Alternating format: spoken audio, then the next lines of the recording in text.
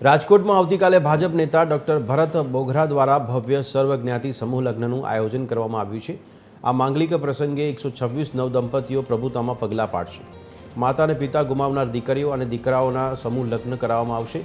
ભાજપના પ્રદેશ ઉપાધ્યક્ષ ભરત બોઘરાની પ્રેરક ઉપસ્થિતિમાં યોજાનારા આ મહોત્સવમાં 126 દીકરીઓ લગ્ન ગ્રંથિથી જોડાશે। આ સમૂહ લગ્નોત્સવમાં સૌરાષ્ટ્રના મંત્રીમંડળના સભ્યો, ધારાસભ્યો અને સંગઠનના ઉચ્ચ હોદ્દેદારો મોટી સંખ્યામાં હાજરી આપે તેવી પ્રબળ સંભાવના છે। રાજકીય અને સામાજિક આગેવાનોની હાજરીમાં આયોજિત આ કાર્યક્રમની તડામાર તૈયારીઓ હાલ પૂર્ણ કરી દેવામાં આવી છે।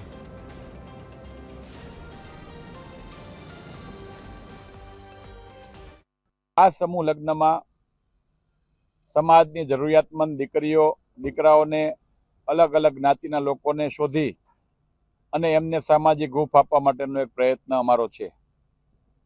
આ સમૂહ લગ્નની વિશેષતા એ છે કે આ સમૂહ લગ્નમાં જોડાનાર દીકરીઓમાંથી 26 જેટલી દીકરીઓ એ પિતાની છત્રછાયા ગુમાવેલી છે, 6 જેટલી દીકરીઓએ માતાની છત્રછાયા ગુમાવી છે અને એમાંથી 4 દીકરીઓ એવી છે કે જેમને માતા અને પિતા બંનેની છત્રછાયા ગુમાવી છે।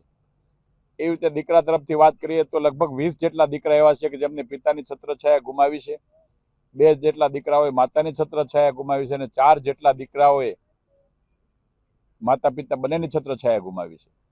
કુલ મળીને આખા 126 યુગલોમાંથી 4 યુગલ એવા છે મિત્રો કે જેમને માતા પિતા બંનેની છત્રછાયા ગુમાવી છે। અમારો પ્રયત્ન બધા મિત્રોનો સમાજના એવા જરૂરિયાતમંદ લોકો કે જેને સામાજિક હૂંફ આપવા માટેનું, સમાજમાં એમને નવા જીવનની શરૂઆત કરવા માટેની પ્રોત્સાહન આપવા માટેનો અમારો ધ્યેય છે।